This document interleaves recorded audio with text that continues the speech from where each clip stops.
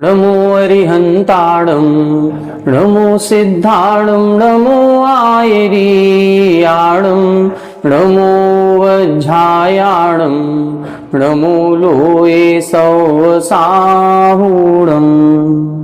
सिद्धं शुद्धं परमीय जिणिन्दवर्णेमि चन्दमकलङ्कं गुणरयणभूषणुदयं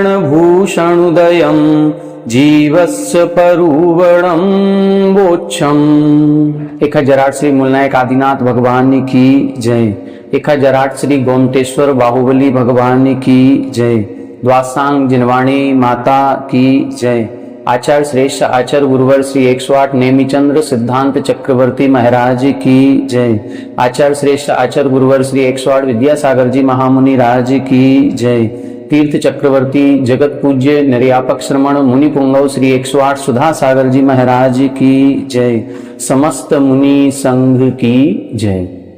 आलोक मोदी स्वाध्याय सुधा यूट्यूब चैनल पर आप सभी दर्शकों का एक बार पुनः हार्दिक स्वागत, हार्दिक अभिनंदन।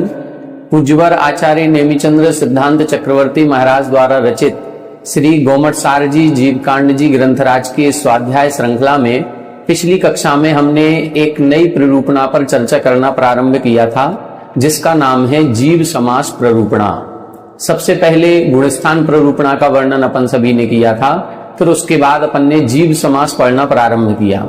जीव समास की परिभाषा बताते हुए इन्होंने बताया था कि जहां पर जीवों का संग्रह किया जाता है, किसका संग्रह करेंगे? जीवों का करेंगे, और उनकी जातियों के प्रकारों का संग्रह जब किया जाता है और जितने अनंतानंत जीव इस संसार में हैं, जब उनको संग्रहित करके किसी एक रूप में, दो रूप में, तीन रूप में या चार भेदों में जब उनको विभाजित किया जाता है, तो उनको ही हम जीव समास कहते हैं।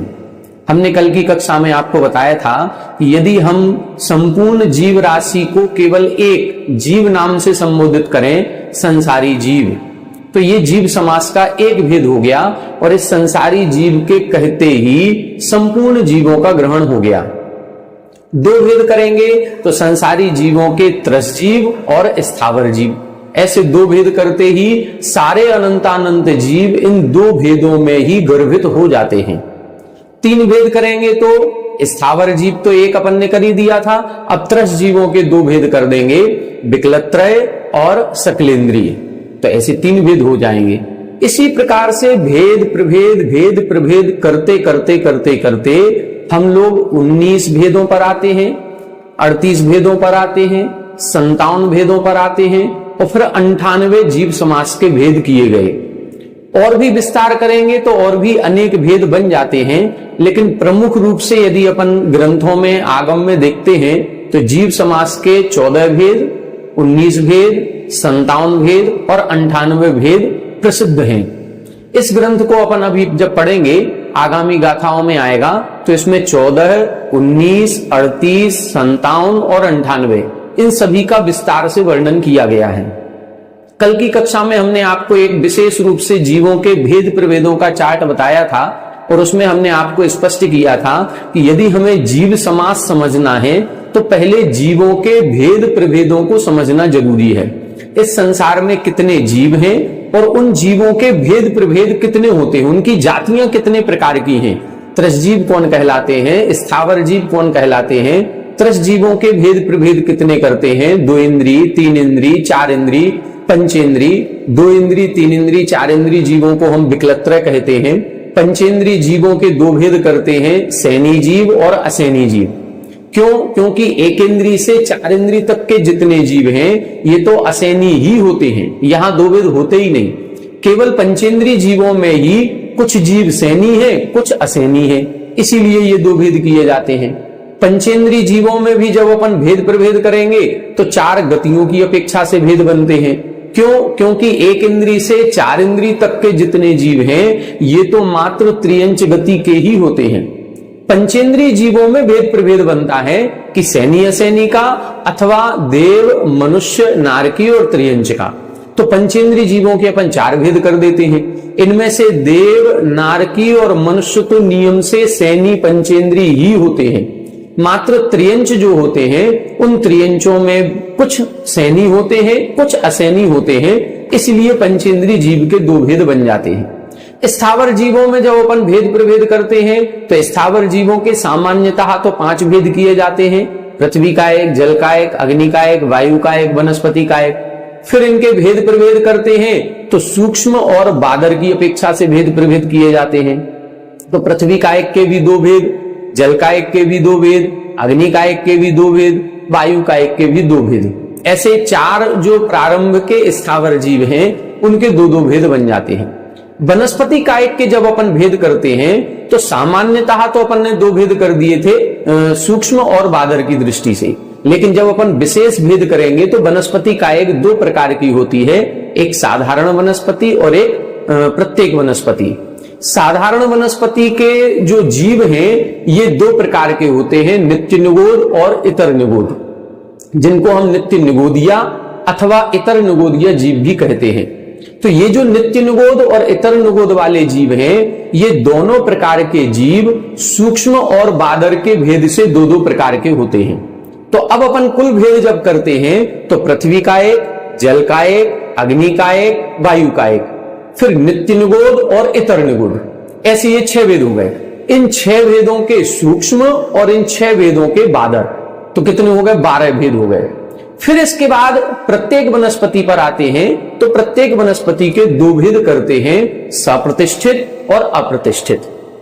ये जो प्रत्येक वनस्पति होती है ये बादर ही होती है, यहां सूक्ष्म का भेद नहीं होता, इसीलिए यहां एक एक ही भेद बनेगा, सप्रतिष्ठित का और अप्रतिष्ठित का।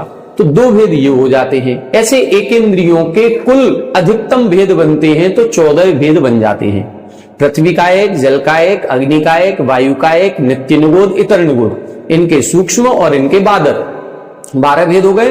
और फिर सप्रतिष्ठित प्रत्येक, अप्रतिष्ठित प्रत्येक, तो एक इंद्रिय के कितने भेद बने? 14 भेद बने। फिर त्रस जीवों में 2 इंद्रिय, 3 इंद्रिय, 4 इंद्रिय, सैनी पंचेंद्रिय, असैनी पंचेंद्रिय, 5 भेद ये बनते हैं। कुल 19 भेद हो जाते हैं। ये अपने 19 जीव समास कहलाते हैं। तो सामान्य से ये जो भेद प्रभेद हमने आपको बताए थे, एक बार पुनः बोर्ड के माध्यम से आप लोग देखें। यहां हमने आपको बताया था संसारी जीव के 2 भेद किए, स्थावर और त्रस। स्थावर के 5 भेद किए थे, पृथ्वी का एक, जल का एक, अग्नि का एक, वायु का एक, वनस्पति का एक। वनस्पति का एक के 2 भेद किए, साधारण और प्रत्येक।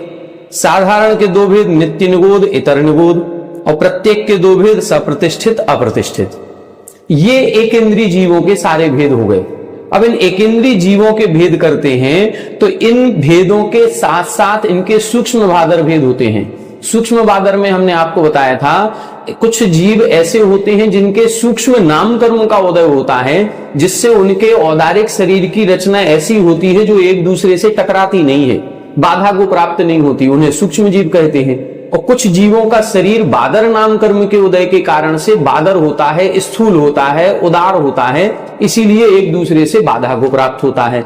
तो एक इंद्रिय जीव दोनों प्रकार के होते हैं। बादर जीव किसी न किसी आधार से रहते हैं, उनको आधार की आवश्यकता होती है, बिना आधार के नहीं रहते।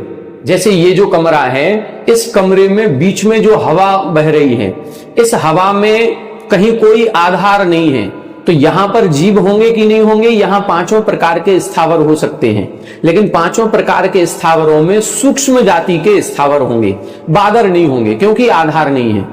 हो सकता है कि यहां कहीं कभी कभी जब आंधी चलती है तो आंधी के साथ साथ धूल मिट्टी उड़ती है, तो धूल के जो बारीक कण होते हैं वो बारीक कण हो सकता है उनके आधार पर कोई जीव आ जाए तो वो बादर जीव आ सकते हैं। बाकी यदि कहीं कोई फैन वगैरह लगा हुआ है, कोई हमारा झूमर आदि लगा हुआ है, कोई लाइटिंग लगी है, कोई अन्य चीज यदि बीच उसमें कहीं लगी हुई है, तो उनके आश्रय से, उनके आधार पर बादर जीव हो सकते हैं, बिना आश्रय के बादर जीव नहीं रहते। तो तीनों लोक इन सूक्ष्म जीवों से भरा हुआ है। ऐसे सूक्ष्म जीव तीनों लोकों में है और 5 प्रकार के स्थावर है, वायु का एक भी, अग्नि का एक भी, वनस्पति का एक भी, जल का एक भी, पृथ्वी का एक भी, सभी प्रकार के सूक्ष्म जीवों से तीनों लोक भरा हुआ है। तीनों लोकों में कहीं कोई ऐसा स्थान नहीं जहां पर ये जीव ना हो, इसीलिए तीनों लोकों में अपन अनंत अनंत जीव कहते हैं। दूसरी चीज, जो बादर जीव होते हैं ये आश्रय से होते हैं और जो दूसरे त्रस जीव होते हैं ये त्रसनाड़ी में ही पाए जाते हैं, त्रसनाड़ी के बाहर नहीं होते। त्रस जीव के कितने भेद करेंगे? तो त्रस जीव के अपन 2 भेद करते हैं। 2 इंद्री से लेकर के पंचेंद्री तक के जीवों को हम त्रस जीव कहते हैं। उसमें 2 इंद्री, 3 इंद्री और 4 इंद्री, ये विकलत्रय कहलाते हैं। विकल त्रय 3 प्रकार के ऐसे जीव हैं जिनके इंद्रियां विकल हैं, सकल नहीं है। 2 इंद्री, 3 इंद्री और 4 इंद्री, तो ये विकल त्रय हो गए। और एक होते हैं सकलेंद्री। सकलेंद्री के 2 भेद करेंगे, सैनी और असैनी। सैनी भेदों में भी अपन 4 भेद कर देंगे गति की अपेक्षा से, देवगति, मनुष्य गति, त्रियंज गति, नरक गति। असैनी में तो केवल त्रियंज ही होते हैं, अन्य कोई नहीं होते। इस प्रकार से ये अपन ने इधर भेद प्रभेद कल समझे थे। अब आज अपन आगे की गाथा पढ़ेंगे और आगे की गाथा में ये बात बता रहे हैं कि इन जीव समासों का संग्रह कैसे किया जाता है, उनके गुण धर्मों का विचार कैसे किया जाता है। उन्हीं गुण धर्मों का विचार करने के लिए यहां अगली गाथा लिखी है। इसमें अपन को विशेष रूप से उनके गुण धर्मों को, उनके कर्म आदि की प्रकृतियों का जिनका उदय अंदय होता है, उनको विशेष जान करके ये पता चलेगा कि हम कौन से जीवों को कौन से समूह में रखें। जब हम किन्हीं जीवों का एक समूह बनाते हैं तो उस समूह की कुछ ना कुछ समानता होती है। उस समानता के आधार पर ही हम एक ग्रुप में उन जीवों को रख देते हैं। दूसरे ग्रुप में यदि अन्य प्रकार के जीवों को रखा है तो कहीं ना कहीं उन सारे जीवों में एक समानता है, तभी उनको दूसरे ग्रुप में रखा है। लेकिन पहले ग्रुप से कहीं ना कोई भिन्नता है, तभी तो वो पहले ग्रुप में ना आकर के दूसरे ग्रुप में गए हैं। तो हमको ये देखना पड़ेगा कि जीवों में कर्मों के आधार पर कितने भेद होते हैं। जैसे अपन पढ़ेंगे, जाति की अपेक्षा 5 प्रकार के जीव होते हैं। 1 इंद्री जाति, 2 इंद्री जाति, 3 इंद्री जाति, 4 इंद्री जाति, पंचेंद्री जाति, नाम कर्म। ये नाम कर्म के भेद प्रभेदों से ही जीव समास बनेंगे। तो ये पांचों के अलग अलग नाम कर्म का उदय है, इसीलिए ये पांचों अलग अलग हैं। ठीक है, अब 2 भेद करेंगे अपन त्रस और स्थावर की अपेक्षा से। किन्हीं जीवों के त्रस नाम कर्म का उदय है, किन्हीं जीवों के स्थावर नाम कर्म का उदय है। 2 भेद करेंगे हम सूक्ष्म और बादर की अपेक्षा से। किन्हीं जीवों के सूक्ष्म नाम कर्म का उदय है, किन्हीं जीवों के बादर नाम कर्म का उदय होगा। इसी प्रकार से एक होता है पर्याप्त नाम कर्म, एक होता है अपर्याप्त नाम कर्म। तो किन्हीं जीवों के पर्याप्त नाम कर्म का उदय होता है, किन्हीं जीवों के अपर्याप्त नाम कर्म का उदय होता है। तो अब हमको ऐसा ग्रुप बनाना है जिसमें ये विरोध को प्राप्त ना हो। जैसे मान लो हम 2 इंद्री, 3 इंद्री, 4 इंद्री और पंचेंद्री जीवों को यदि एक ग्रुप में रखते हैं तो उनको हम त्रस नाम कर्म का उदय कह सकते हैं। लेकिन 1 इंद्री जीवों के साथ त्रस नाम कर्म नहीं बनेगा। 1 इंद्री जीव होंगे तो वो स्थावर जीव ही होते हैं।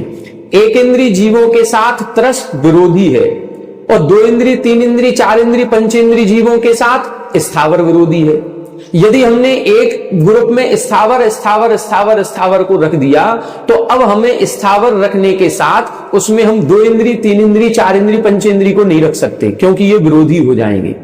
इसी प्रकार से यदि हम त्रस जीवों का कोई ग्रुप बना रहे हैं तो त्रस जीव जितने भी होते हैं ये बादर ही होते हैं, इनमें सूक्ष्म का भेद नहीं होता। 1 इंद्रियों में तो सूक्ष्म बादर दोनों भेद होते हैं, लेकिन त्रस जीवों में यह भेद नहीं पाया जाता। ये सारी बातें अपन को अगली गाथा में पढ़ने को मिलेंगी। हम अभी ज्यादा विस्तार में ना बता करके पहले अपन गाथा का अर्थ पढ़ेंगे, फिर इस गाथा को समझेंगे तो बहुत आसानी से समझ में आएगा। थोड़ी सी जानकारी हमने दी है आपको गाथा के पूर्व में, जिससे आपको एक पता चल जाए कि इस गाथा में किस तरह का विषय आने वाला है। आइए गाथा का अपन उच्चारण करते हैं। आइए देखें, गाथा देखें। तस चदुजुगाण मध्य, तस चदुजुगाण मध्य, अविरुद्धे ही जुद जादिकम मुदये, अविरुद्धे ही जुद जादिकम मुदये, जीव समासा होन्ति हु, जीव समासा होन्ति हु, तब्भव सारिच्छ सामन्ना, तब्भव सारिच्छ सामन्ना, तस चदुजुगाण मध्य, अविरुद्धे ही जुद जादिकम मुदये, जीव समासा होन्ति हु, तब्भव सारिच्छ सामन्ना। देखें, अब इसका अर्थ देखें।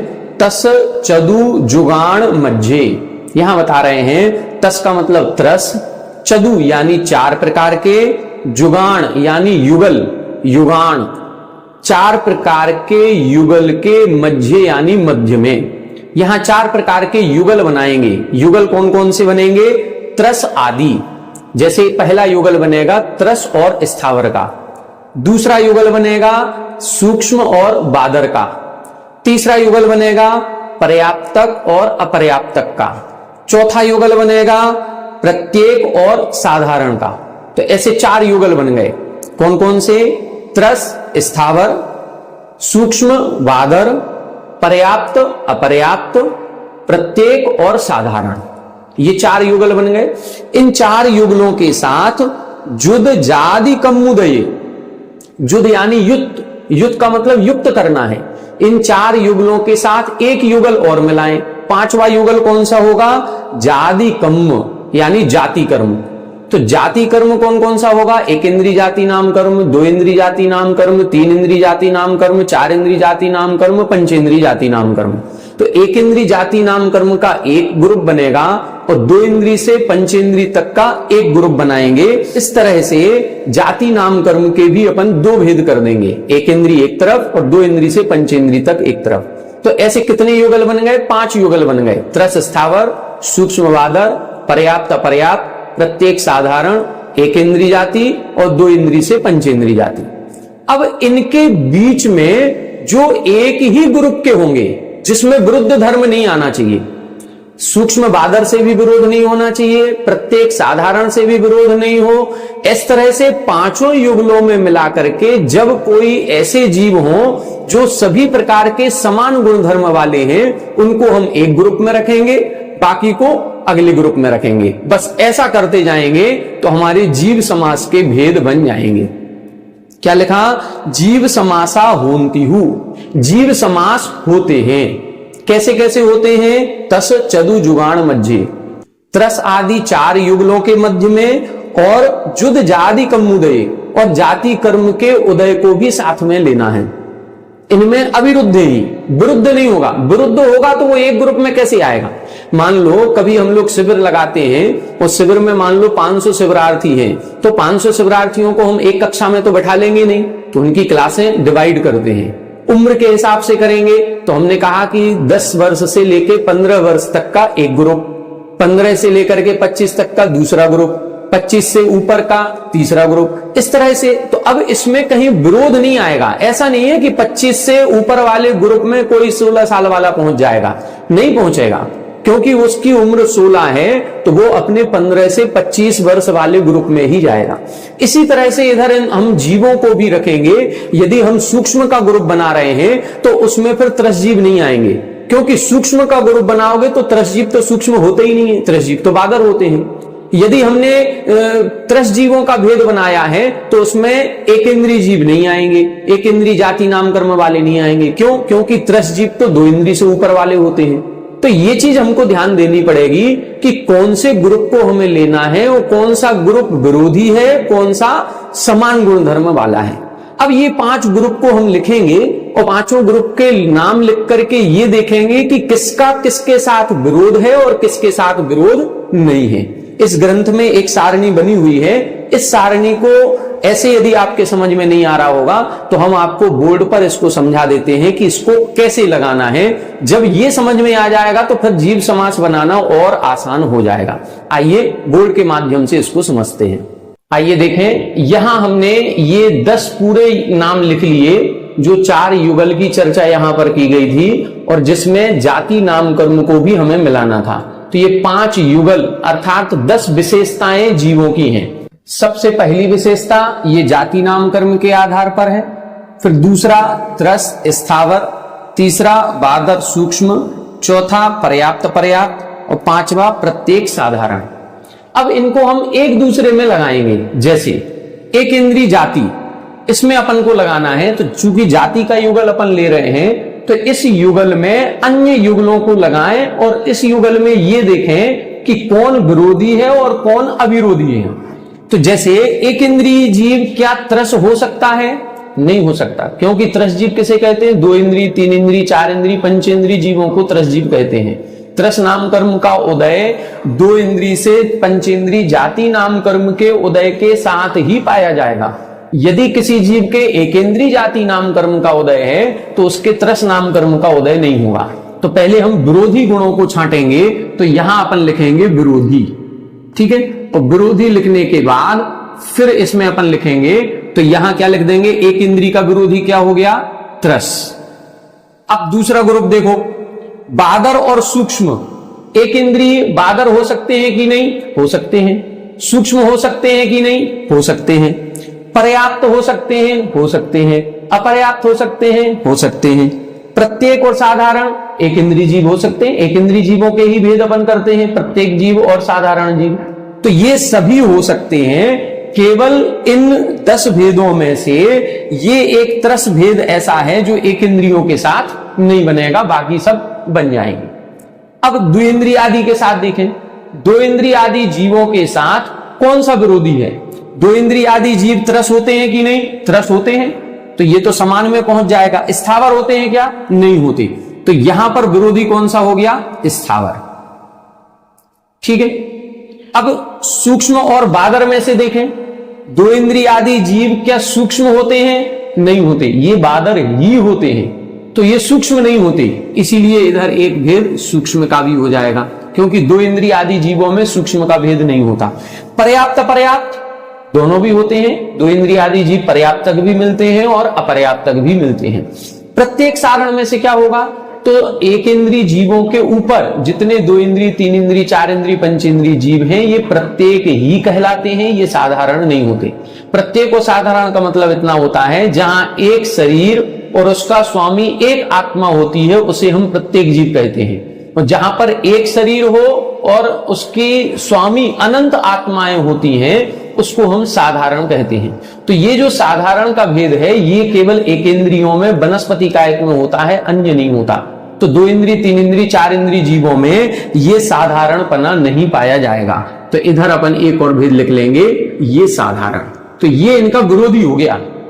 विरोधी अपन लिख रहे हैं, तो दो इंद्रिय, तीन इंद्रिय, चार इंद्रिय, पंचेंद्रिय जीवों में स्थावर धर्म नहीं पाया जाएगा, सूक्ष्म नहीं पाया जाएगा और साधारणपना भी नहीं पाया जाएगा।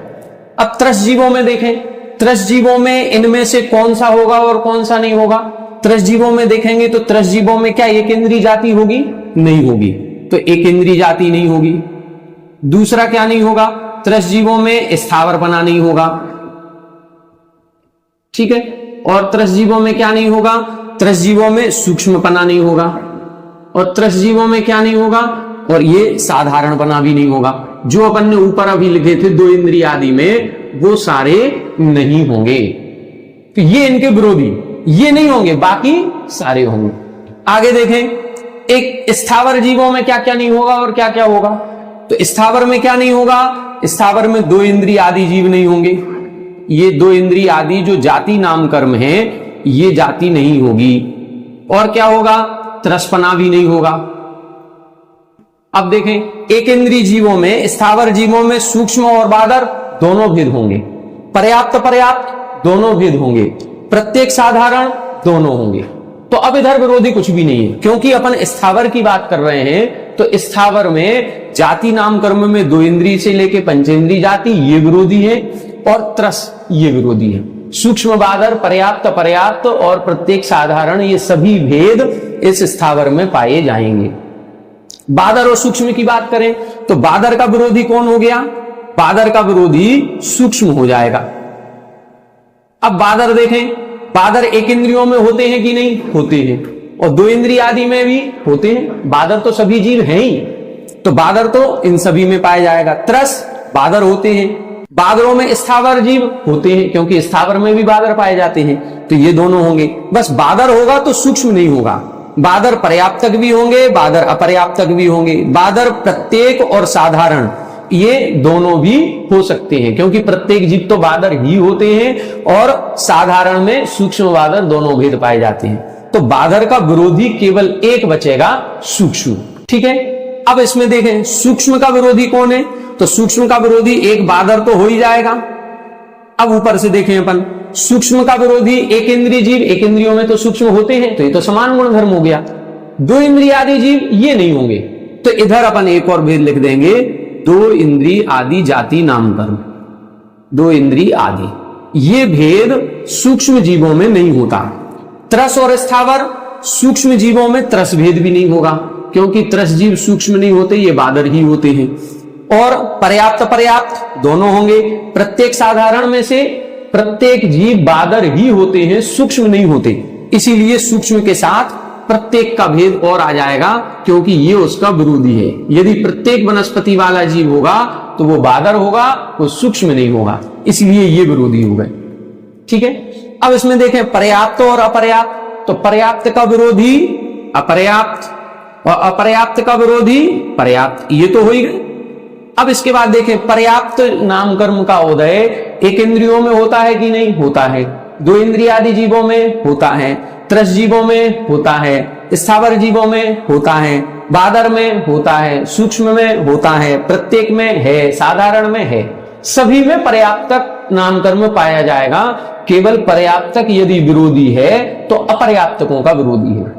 इसी तरह से अपर्याप्तक नाम कर्म यदि विरोधी है तो पर्याप्तकों का है, बाकी सभी में ये भेद पाया जाता है।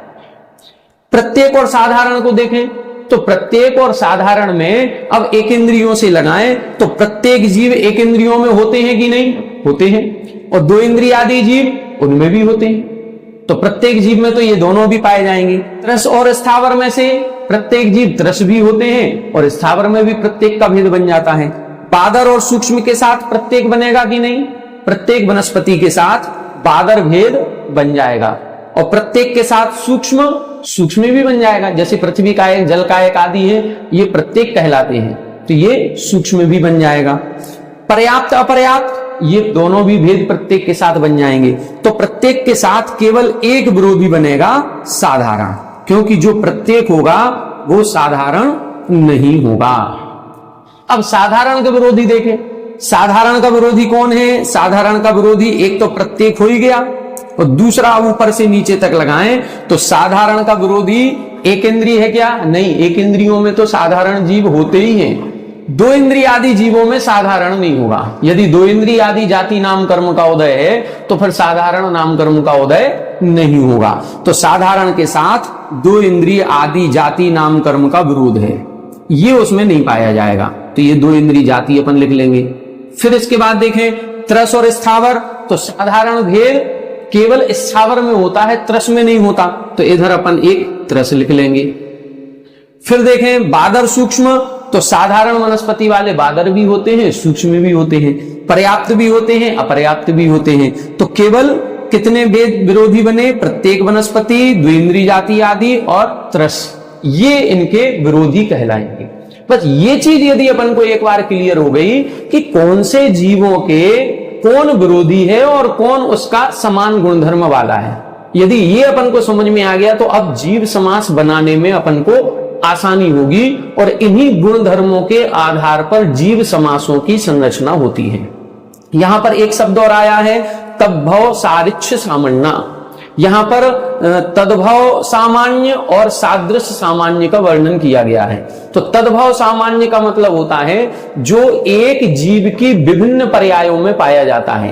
एक ही जीव है, आज मनुष्य गति में है, कल देव गति में गया, फिर नरक गति में गया, फिर त्रियंच गति में गया, कभी दो इंद्री बन रहा है, कभी एक इंद्री बन रहा है, कभी सूक्ष्म बन रहा है, कभी बादर बन रहा है। इसको बोलते हैं हम तद्भव सामान्य।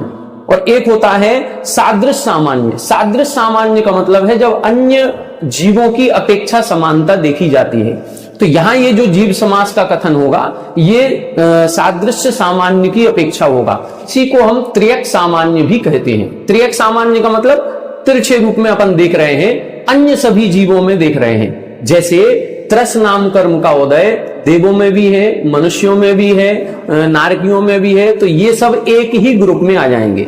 हमने सैनी असैनी का भेद किया तो सैनी कहते ही देव, मनुष्य, त्रियंच, नारकी ये सभी आ जाएंगे। त्रियंचों में वो जो सैनी है। तो इस प्रकार से हम जब एक गुणधर्म लेंगे और उस गुणधर्म से सहित किसी भी गति के जीव हों, वो यदि समान गुणधर्म वाले हैं तो वो एक ही उसमें आएंगे। इसको बोलेंगे हम त्रियक सामान्य। जब एक ही जीव की विभिन्न पर्यायों की विशेषता कहते हो उसको हम ऊर्ध्वता सामान्य कहते हैं। यहां जो जीव समास का प्रकरण है, इस जीव समास के प्रकरण में हम अन्य सभी जीवों को एक ग्रुप में रख रहे हैं, और जब एक ग्रुप में रखेंगे, अन्य सभी जीवों को रखेंगे तो उसकी समानता देखी जाएगी। इसीलिए यहां मुख्य रूप से त्रियक सामान्य का वर्णन किया जाता है। जैसे हमने मान लो स्थावर और त्रस ये दो भेद किए हैं, तो यहां पर अब हमको ये देखना पड़ेगा स्थावर नाम कर्म का उदय किन किन जीवों के हैं। जिन जिन के हैं उन सबको हम स्थावरों में रखेंगे, जिनके त्रस नाम कर्म का उदय होगा उनको हम त्रस के अंतर्गत रखेंगे। अब त्रस में भी हम भेद करेंगे, जिनके 2 इंद्री, 3 इंद्री और 4 इंद्री, इन 3 जाति नाम कर्म का उदय है वो एक ग्रुप में बनेंगे, और जिनके पंचेंद्री जाति नाम कर्म का उदय है उनको हम एक ग्रुप में रखेंगे। तो ये ग्रुप फिर अपन बनाएंगे तो हमारे जीव समास का कथन पूरा हो जाएगा। तो अभी आज की कक्षा में अपन ने एक गाथा देखी, लेकिन बहुत ही महत्वपूर्ण गाथा है। ये जो आज अपनी 2 वीडियो हुई है, एक कल की हुई और एक आज की हुई, इन 2 वीडियो में हमने जीव के भेद प्रभेद बताए और जीवों में किस तरह से विरोध और अविरोध होता है। यदि ये बात हमको क्लियर हो गई तो जीव समास बनाने में आसानी होगी। इसको थोड़ा सा आप सामायिक आदि करते हो, नहीं करते हो तो सामान्य रूप से 10 मिनट 15 मिनट का समय निकालें और एक बार इन जीवों के बारे में विचार करें, इन्हीं गुणधर्मों के बारे में कि त्रस गुणधर्म जो है, त्रस गुणधर्म किन किन में पाया जाएगा। क्या एक इंद्री जाति में त्रस पाया जाएगा? नहीं पाया जाएगा। स्थावरपना है, ये कहां कहां पाया जाएगा? क्या 2 इंद्री आदि जीवों में स्थावरपना पाया जाएगा? नहीं पाया जाएगा। पर्याप्त और अपर्याप्त नाम कर्म है, ये कहां कहां पाए जाएंगे? क्या सभी जीव पर्याप्तक होते हैं? क्या सभी जीव अपर्याप्तक ही होते हैं? या दोनों प्रकार के जीव सभी प्रकार के होते हैं? एक इंद्री जीव दोनों प्रकार के होते हैं, 2 इंद्री, 3 इंद्री, 4 इंद्री, पंचेंद्री, जितने भी जाति के भेद किए गए हैं इन सभी में पर्याप्तक जीव भी मिलते हैं, अपर्याप्तक भी मिलते हैं। इसीलिए इनमें कोई भी विरोधी नहीं हुआ। पर्याप्त पर्याप्त में देखेंगे तो कोई दूसरा अन्य कोई विरोधी नहीं है, केवल ये आपस में ही विरोधी है और कोई अन्य विरोधी नहीं है। तो इस तरह से अपन को थोड़ा सा चिंतन करेंगे तो ये चीज क्लियर हो जाएगी। इसके बाद फिर जो अगली गाथाएं आएंगी उन गाथाओं में 14 जीव समास, 19 जीव समास और फिर उनके भेद प्रभेद करते हुए 38, 57 और फिर 98 जीव समास का वर्णन आएगा। इन जीव समास का वर्णन भी हमने आपको बताया था 4 प्रकार से किया गया है। एक स्थान की अपेक्षा से, फिर एक योनि की अपेक्षा से, एक शरीर की अवगाहना की अपेक्षा से और फिर एक इनकी जाति और कुल की अपेक्षा से। तो ये अभी अपन जो वर्णन पढ़ेंगे ये स्थान की अपेक्षा से पढ़ेंगे, कौन से जीव कौन से स्थान में पाए जाते हैं, ये स्थान का वर्णन हो रहा है। इसके बाद फिर योनि की अपेक्षा से वर्णन होगा। तो आज की कक्षा में अपन ने बहुत महत्वपूर्ण गाथा देखी है। ये गाथा लगाने में थोड़ा सा हो सकता है कठिन पड़ रही हो, लेकिन इतनी कठिन है नहीं। एक बार ये गुणधर्म हमारे समझ में आ जाएंगे तो हम सब कुछ समझ जाएंगे। गुण स्थान जब अपन ने देखे थे तो गुण स्थान में मोहिनी कर्म का विशेष योग था। जो अपन मार्गणाओं का कथन आगे करेंगे उनमें लगभग सभी कर्मों का वर्णन कहीं ना कहीं आ जाता है। ज्ञानावरण कर्म से ज्ञान मार्गणा, दर्शनावरण कर्म से दर्शन मार्गणा, नाम कर्म के उदय से भी कई सारी मार्गणाएं होती हैं। तो ये कई सारे कर्मों से होंगी। ये जो जीव समास है इनमें मुख्य रूप से नाम कर्म का ही भेद प्रभेद लगाया जाता है। नाम कर्म की ही मुख्यता है, चाहे वो जाति नाम कर्म हो, चाहे वो त्रस स्थावर नाम कर्म हो, चाहे वो बादर सूक्ष्म नाम कर्म हो, चाहे पर्याप्त पर्याप्त नाम कर्म हो, चाहे प्रत्येक साधारण नाम कर्म हो। ये सारे नाम कर्म के भेद प्रभेद हैं और नाम कर्म के आधार पर ही हमको एक नई पर्याय की प्राप्ति होती है और इनमें एक कनेक्शन है। यदि एकेंद्री जाति नाम कर्म का उदय होगा तो फिर उसके स्थावर नाम कर्म का उदय होगा ही होगा, और हो सकता है उसके सूक्ष्म नाम कर्म का भी उदय हो जाए, हो सकता है उसके साधारण नाम कर्म का भी उदय हो जाए, क्योंकि सूक्ष्म और साधारण ये जो 2 नाम कर्म है ये दोनों नाम कर्म का उदय एकेंद्री जीवों में ही होता है। एकेंद्री जीव है तो वो स्थावर, सूक्ष्म और साधारण ये होंगे।